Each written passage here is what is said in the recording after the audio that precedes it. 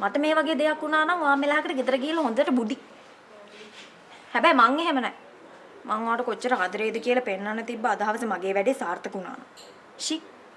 මට හරියට ටාගට් එකට වෙඩි තියන්න පුරුදු වෙන්න බැරි වුණානේ. පස්සේ හරි තාත්තට කියලා ටාගට් එකට වෙඩි තියන්න පුරුදු වෙන්න ඕන.